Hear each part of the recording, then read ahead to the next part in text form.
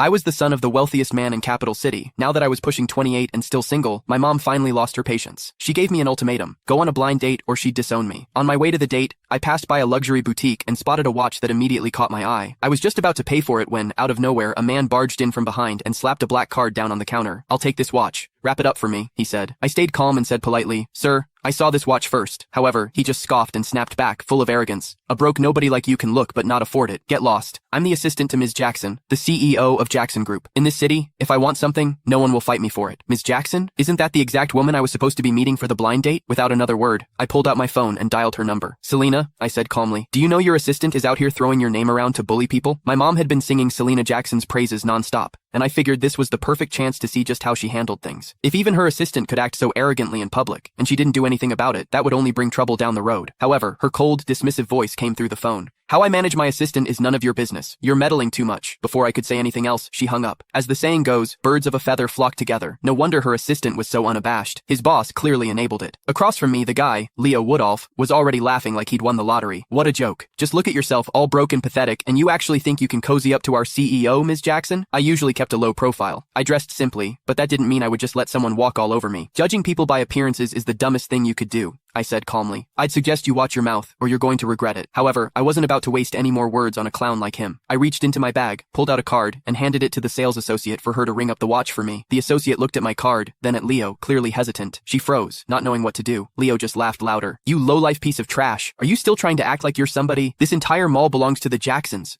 If I don't give the word, you can't even buy a single screw in here." Then, with a smug grin, he yanked the card from my hand and flung it toward the entrance. "Waving around some cheap-ass card thinking you're hot shit? I'm not falling for it. Get lost." In all my life, no one had ever dared to humiliate me like that. Leo had seriously crossed a line. Without another word, I grabbed his arm in one swift motion and dragged him to the front of the store. My voice dropped cold as ice as I ordered, "Pick up my card." The salesgirls in the store stared in shock. "Oh my god, did he really just say that to Mr. Woodolph? Is he crazy?" "Mr. Woodolph is Mrs. Jackson's right-hand man. Offending him is the same as offending her." One of the employees tried to talk me down. "Sir, it's just a watch. It's not worth angering the Jackson Group over this. Please, just let him go." "Yeah, you should apologize to Mr. Woodolph while you still can. Beg for forgiveness. It might not be too late." Leo, clearly feeding off the attention, yanked his arm away and shouted, "You worthless trash! Get down on your knees right now, and maybe I'll consider letting this slide. Otherwise, I hope you're ready to lose everything." Now I've seen everything. After years of seeing Mom threaten people, now it was my turn to be threatened. A cold smirk tugged at the corner of my lips as I turned to Leo. "A dog hiding behind someone else's power, huh? Even Selena wouldn't dare say something as crazy as that. And you? Who the hell do you think you are? Who are you calling a dog?" he snapped. I looked around. "You hear anyone else barking around here? You